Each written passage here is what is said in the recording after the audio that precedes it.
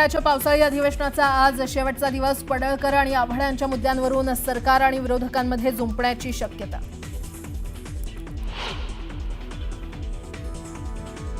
पडळकर आणि आव्हाडांमधील वाद विकोपाला. विधिमंडळाच्या लॉबीत आव्हाड आणि पडळकरांच्या कार्यकर्त्यांमध्ये हाणामारी.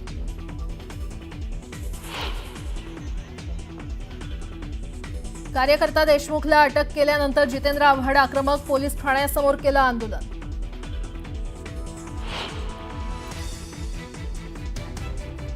विधानभवनाच्या गेटसमोर मध्यरात्री अभूतपूर्व राडा. जितेंद्र आव्हाडांसह रोहित पवारांचा ठिया. मारहाण झालेल्यांनाच पोलिसांनी पकडून नेल्याचा आव्हाड यांचा आरोप.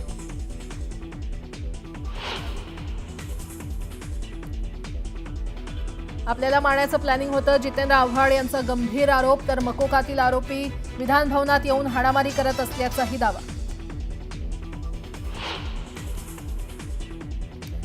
घडलेली घटना दुर्दैवी. मलाही त्याचं दुःख. दिलगिरी व्यक्त करतो. चंद्रशेखर बावनकुळे यांच्या भेटीनंतर गोपीचंद पडळकर यांची प्रतिक्रिया.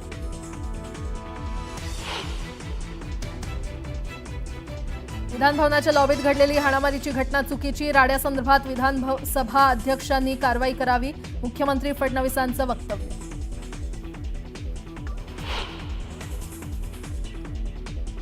मनसे अध्यक्ष राज ठाकरेंची मीरा भाईंदरमध्ये तोफ धडाडणार. मराठीच्या मुद्द्यावरून राज ठाकरे आज काय बोलणार याकडे लक्ष.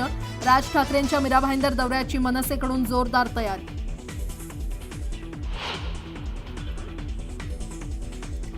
विरोधी पक्षनेतेपदावरून महाविकास आघाडीमध्ये रस्सीखेच. विधानसभेतील विरोधी पक्षनेतेपदासाठी शिवसेना आग्रही, तर विधान परिषदेतील विरोधी पक्षनेतेपदासाठी काँग्रेस आग्रही.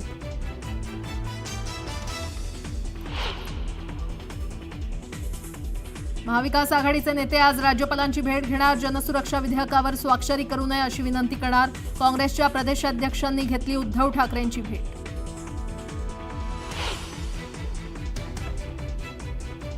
प्रवीण गायकवाड यांच्यावरील शाईफेक प्रकरणी अक्कलकोटमध्ये बंद. संभाजी ब्रिगेड आणि मराठा संघटनांकडून बंदचं आवाहन. बंदला चांगला प्रतिसाद.